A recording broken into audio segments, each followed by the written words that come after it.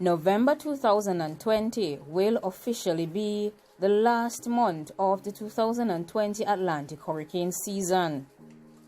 Based on information coming from meteorologists, it seems like November may likely start with new tropical depressions or new tropical storms in the Caribbean Sea.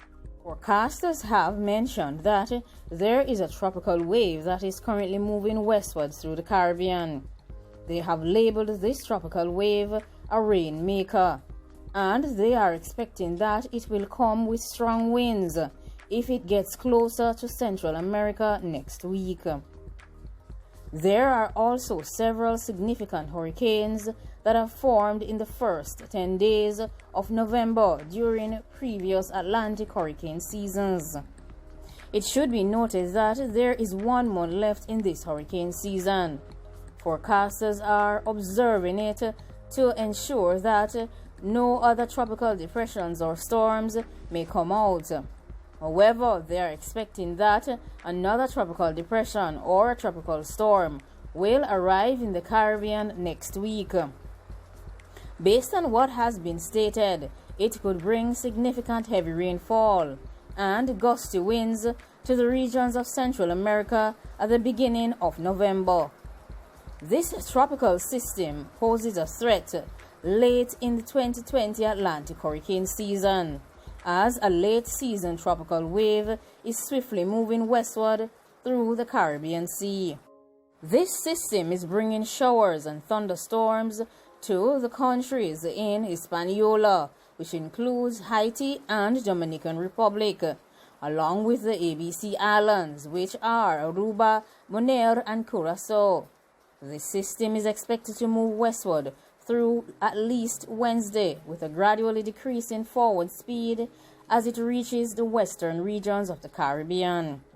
This tropical wave is currently moving into the warmest water temperatures into the Atlantic basin and has surpassed 85 degrees at times in the expected path of this system. Forecasters have stated that it will be supported by environmental conditions in the region that it will travel, and this environmental condition is very supportive of tropical development and tropical intensification as well. They have mentioned that wind shear, which is a change in wind direction and wind speed, which typically keeps the lid on tropical storms and hurricane intensity, is expected to remain low in the region.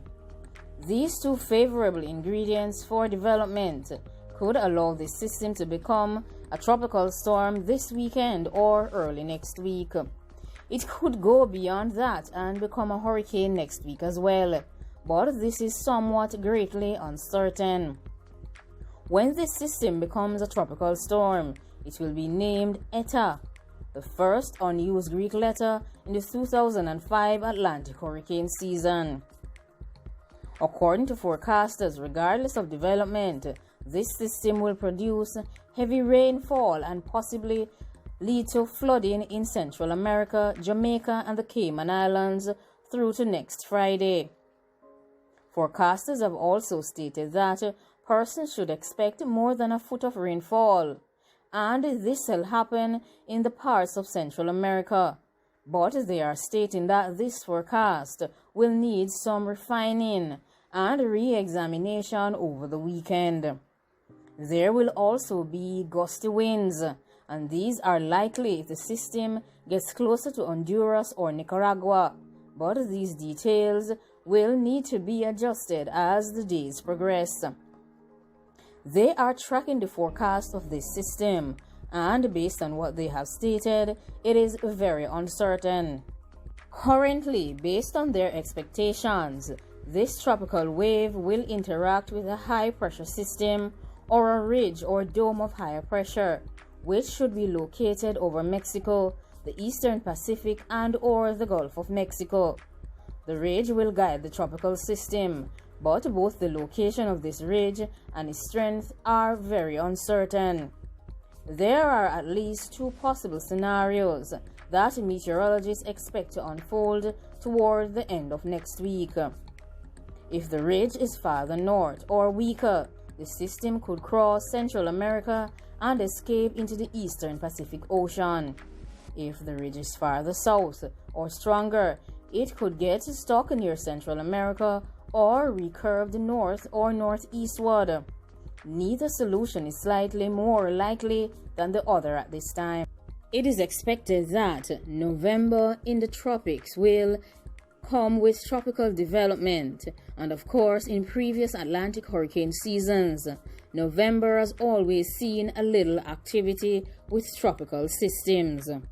Change in weather conditions in the western regions of the Caribbean is not unusual in early November of each year. Several storms have formed in this area over the last 70 years. It should be noted that Hurricane Paloma of the year 2008 and Hurricane Michelle of the year 2001 formed near Central America and then moved northeastward towards Cuba. Paloma intensified into a Category 4 storm near Cuba before weakening to a Category 2 at landfall in that country. It caused heavy damage in both Cuba and the Cayman Islands in the year 2008.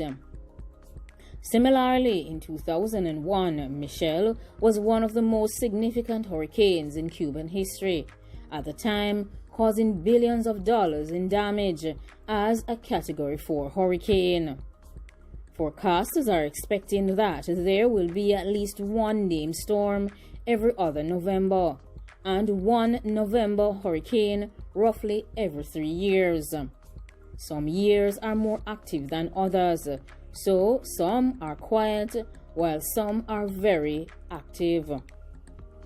Based on historical perspective, most systems that form in the Western Caribbean are scooped up by the dipping jet stream over the United States and pushed northeastward over Cuba and the Bahamas and out to sea.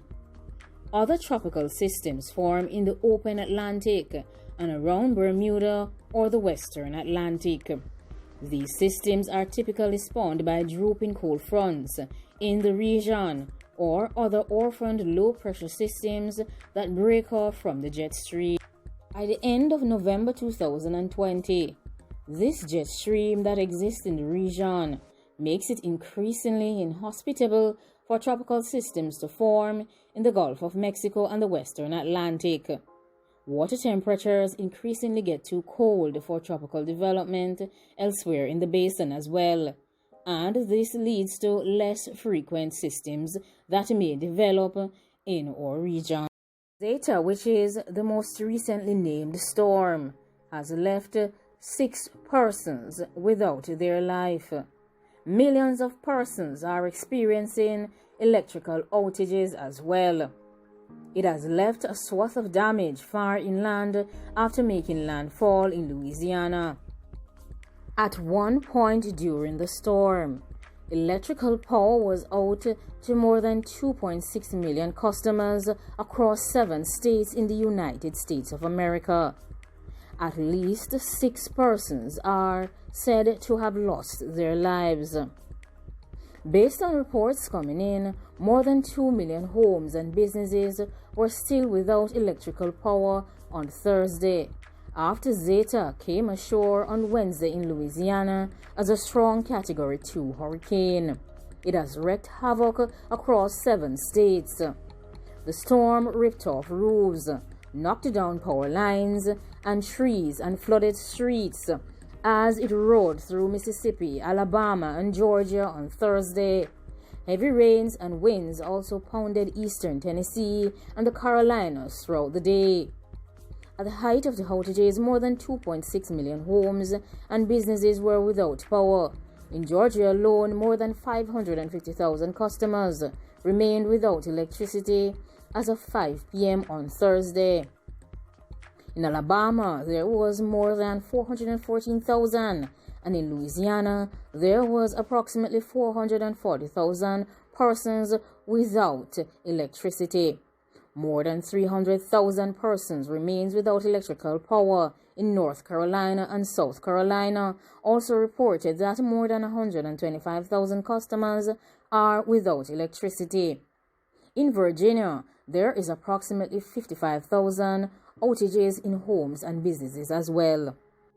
Zeta has gone and caused lots of damages across 7 states in the United States of America.